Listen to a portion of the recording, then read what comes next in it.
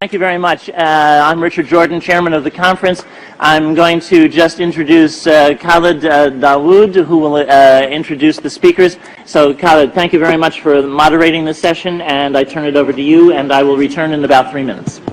So our next speaker is Dr. Rosalind Peterson. She's the California president and co-founder of the Agriculture Defense Coalition, formed in 2006 to protect agricultural crop production from uncontrolled experimental weather modification programs. A very interesting topic, you know, for a non-specialized person like myself.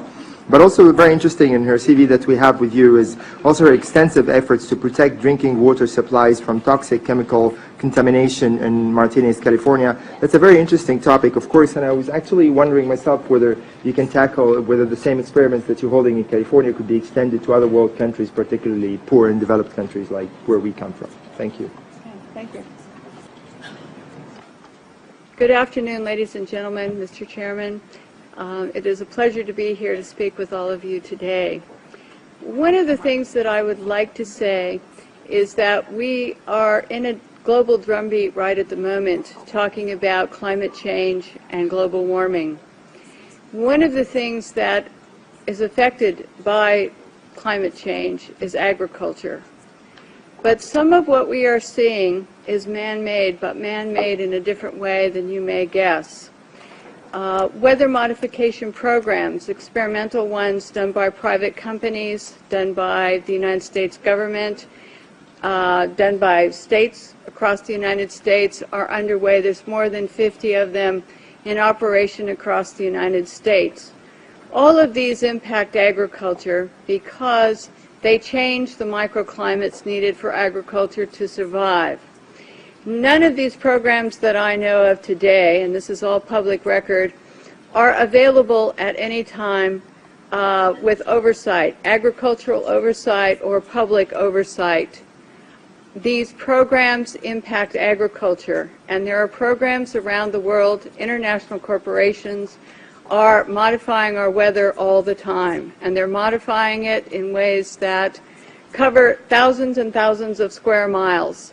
Most of it is chemically altered, so that what happens is that we are putting chemicals, ground-based chemicals that are shot into the air, or chemicals coming from airplanes that change and modify our weather. So one of the things that I'm concerned about and that we need to address in the future is how these programs are impacting microclimates needed for our crops to survive and needed for pollination. If we change the growing season, the pollinators may not survive, and also our crops, our flowers, and our tree crops may not get the pollination needed. So one of my areas is looking at this situation to see if we can begin to put under control experimental and other types of weather modification programs. The other issue is that a lot of times we're talking about mitigation for climate change. It's rather an undefined term at this period of time. And so what happens is that many times we're talking about artificially putting chemicals like sulfur or particulates into the atmosphere in what they call geoengineering schemes to reduce and help the planet, supposedly, but help the planet to not go through such a tremendous global climate change and to mitigate global warming. However, the incidence of putting chemicals into our atmosphere is going to change and impact agricultural crop production. And if you take and you put up into our skies chemicals to reduce the amount of sunlight reaching the earth, you are going to begin to reduce crop production. Studies at the University of Illinois on corn crop production show reductions. Without the process of photosynthesis, whereby plants from direct sunlight gain the energy to grow, to produce crops, we are going to find ourselves, if we mitigate in that direction, impacting the crop production not only here in the United States, but worldwide. One of the things that is impacting crop production right now in the United States and reducing photosynthesis is persistent jet contrails. NASA talks about persistent jet contrails as exacerbating global warming because they trap warmth in the atmosphere when they produce cirrus and man-made clouds. NASA also talks about that that these aircraft leaving persistent contrails are changing our climate. And when they change our climate to the degree that one jet can leave a persistent jet contrail which will spread across our skies from what this picture up here on my left on the screen looks like, which is a trail left by a jet, that trail can expand to 4,000 kilometers and last for 20 hours. This was unheard of in the early 60s and the 70s, and it wasn't until the late 1980s that there was a change and we started to have persistent jet contrails that persist. NASA studies show that part of our global warming problem could be attributed to these types of contrails and the jets that leave them. So one of the issues as we go through is, how do you like your skies, natural or man-made? And right now we are making man-made clouds, and this is trapping warmth in our atmosphere. The climate change that is produced by these jets, not all jets, mostly some non-commercial, but what happens to our skies is that we start to see the changes. The man-made clouds do trap the warmth, and they increase the humidity. This allows for pests to proliferate, diseases, molds, mildews, funguses, and viruses. This is a man-made cloud, ladies and gentlemen, and these pictures I took myself over Northern California, and this is a burst.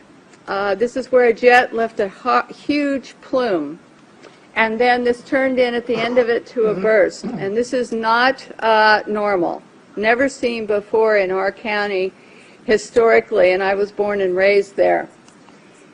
This is another picture showing the jet trail just before the burst. This is our skies, and I want you to know that what you're seeing now, a lot of times many scientists know, especially at NASA and in other areas, that the skies that we're seeing are not normal cloud formations. These are man-made. And what happens as we reduce the amount of sunlight in a form of global dimming, we reduce the solar power with these type of clouds, and we reduce photosynthesis, which is going to impact agriculture. The pictures look odd. The formations don't look like normal clouds that people have seen before historically. This is another type of man-made cloud, and what we have done and what you're seeing here is we have the photographs from the times that the jet leaves the first trail as a thin, spindly trail to where they form into these different types of cloud formations. All of you can start looking up and seeing this. What happens is that there are experiments, and there's a color, you can see some color in this photograph. And part of what we're doing also is we're sending up canisters. The United States government, NASA, the U.S. Air Force, is sending up canisters into the atmosphere filled with chemicals to modify and experiment with our ionosphere. And when we modify and experiment with our ionosphere up here, we create experiments which they can see through these persistent jet contrails as they stay in the sky for long periods of time, and they can watch the experiments. The type of chemicals they are using are aluminum, barium, strontium, and these canisters are sent up on rockets, and what they do is they superheat the canisters to create experiments in our atmosphere. The experiments can give you colorful auroras, which they talk about as being wonderful. Many where aluminum, trimethyl aluminum experiments to make clouds are beginning to impact us. The reason I am concerned for agriculture is that none of these experiments have any public oversight nor agricultural oversight. Our drinking water is impacted because the chemicals are now beginning to show up in our drinking water. In California, the State Department of Health drinking water tests were examined between 1970 and this year, and we found unusual spiking in barium, aluminum, strontium, magnesium, calcium, manganese, And all of these spiked at the same time in various drinking water supplies across the state of California and also in Arizona. So what's happening with these atmospheric tests is that aluminum, as one example, gets into, with increased pollution and acid rain, gets into the root systems of our crop trees and our trees, and it looks like the trees are dying of drought. But they're not. What happens is that the root systems can no longer absorb the water and the nutrients needed to survive. Many of our forests in Redding, California and other areas are dying. The oak trees, the redwood trees, the Douglas fir across the United States, many areas. We believe that these trees are impacted because they cannot absorb enough water because aluminum is going into their root systems. Also, molds, mildew, and fungus from warmer temperatures produced by persistent jet contrails are also allowing pests and molds to proliferate, also impacting tree health and crop health. The skies that you see up here, it is important to note, have a white haze to them. When crossing the United States 2 days ago, we saw this man-made produced haze all the way across the United States. There were a few real clouds. We saw the persistent jet contrails from the jet windows, and the skies in the white haze looked a lot like this.